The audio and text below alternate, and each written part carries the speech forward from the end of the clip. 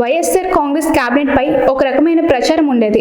ఇప్పటి వరకు అటువంటి డమ్మీ క్యాబినెట్ చూడలేదని ప్రత్యర్థులు ఆరోపిస్తూ ఉంటారు. ఇప్పుడు అది నిజమే అనిపిస్తుంది. ఇటీవల విశాఖకు గూగుల్ డేటా సెంటర్ వచ్చిన విషయం తెలిసిందే. అయితే ఈ డేటా సెంటర్ అనేది వైఎస్ఆర్ కాంగ్రెస్ ప్రభుత్వ చర్యల వల్లే వచ్చిందంటూ కొత్త ప్రచారం మొదలుపెట్టారు మాజీ మంత్రి గుడివాడ అమర్నాథ్. అప్పట్లో జగన్మోహన్ రెడ్డి ప్రయత్నాలు ఇవి అంటూ ఒక పేపర్ కటింగ్లు పెట్టి సోషల్ మీడియాలో పోస్ట్ చేశారు. దీంతో గుడివాడ అమర్నాథ్ ఇలా కొత్త అవతారం ఎత్తారేంటి అని టాక్ వినిపిస్తుంది. ఎందుకంటే దాదాపు 2.5 ఏళ్ల పాటు ఆయన ఐటీ పరిశ్రమ శాఖ మంత్రిగా ఉండేవారు. కానీ ఏనాడు విదేశాలకు వెళ్లి పారిశ్రామికవేత్తలతో మాట్లాడిందే లేదు. దిగ్గజ ఐటీ సంస్థల యాజమాన్యంతో కూడా మాట్లాడిన దాఖలాలు లేవు. కానీ ఇప్పుడు గూగుల్ డేటా సెంటర్ వచ్చేసరికి విశాఖలో నీరు ఖర్చయిపోతుందని జగన్ ఎప్పుడో ప్లాన్ చేశారని అంటున్నారు. ఈ నెల 14 నుంచి 3 రోజుల పాటు విశాఖలో పెట్టుబడుల సరస్సు జరగనుంది. దాదాపు 10 లక్షల కోట్ల రూపాయలకు సంబంధించిన ఒప్పందాలు జరగనున్నాయని అంచనా ఉంది. గతంలో ఇటువంటి ప్రయత్నాలు జరగనే లేదు.